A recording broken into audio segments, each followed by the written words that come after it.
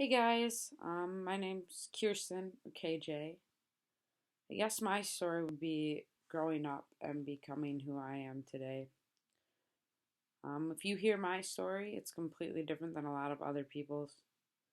A lot of other people, I guess, in a way, weren't as lucky as me.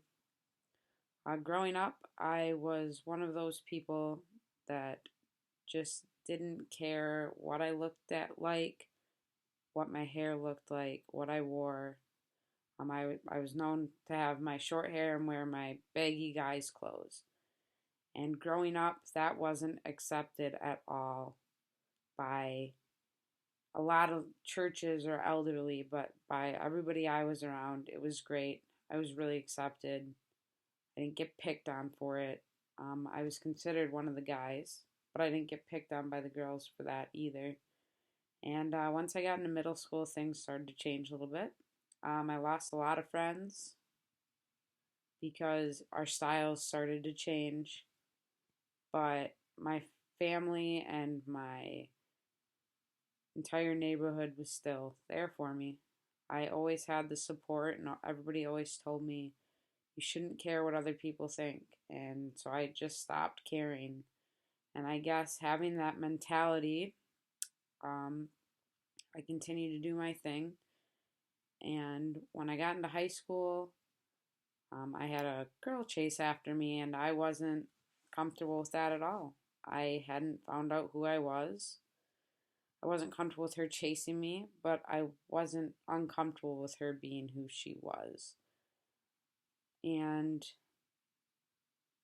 my junior year of high school, I met my first girlfriend, and I had a feeling I'd never felt for anybody, even though I had dated plenty of boys before. So I went for it and I hid it from my parents for 6, 8 months. So I was really worried about coming out to them, and they had no issue with it. They were super accepting right away. Took my dad a little bit to warm up to the fact because I'm daddy's girl, but they were super accepting of it.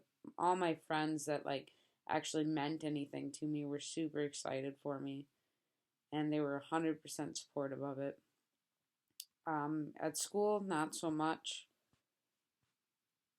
But at that point, it was the same mentality of I just can't care what other people think.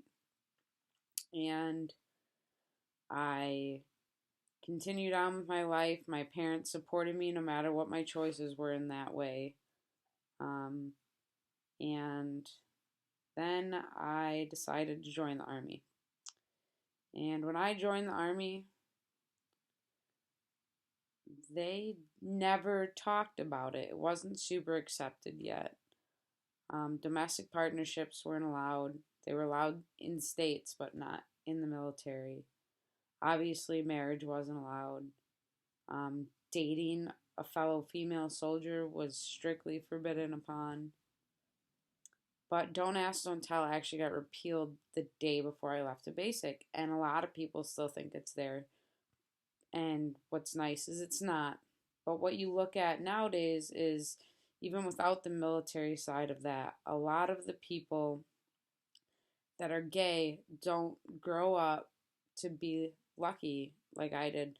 A lot of the stories you hear are the stories of, hey, yet this sucked, or I got kicked out. There's a lot of LGBTQ homeless shelters because of it. Parents don't accept it. And I guess if you hear my story, but you don't listen to others' stories, or you hear their stories and don't listen to stories like mine, you don't know that that can happen, because it does. It's not as common as it should be that gay and lesbian kids should be able to come out to their parents and feel comfortable with it. But it does happen.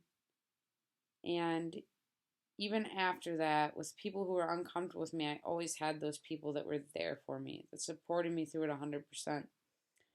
And I know a lot of LGBTQ that were the complete opposite. You hear more of the bad about it than you do the good. And I think that that good side needs to be spread a little more so that people can actually understand that, like, this is okay, and that kids that are being raised now can understand that this is okay. Your parents might not accept it right away, but it's okay to be you. And the more it gets out there, is it being supported, I think the better off anybody in the future is going to be.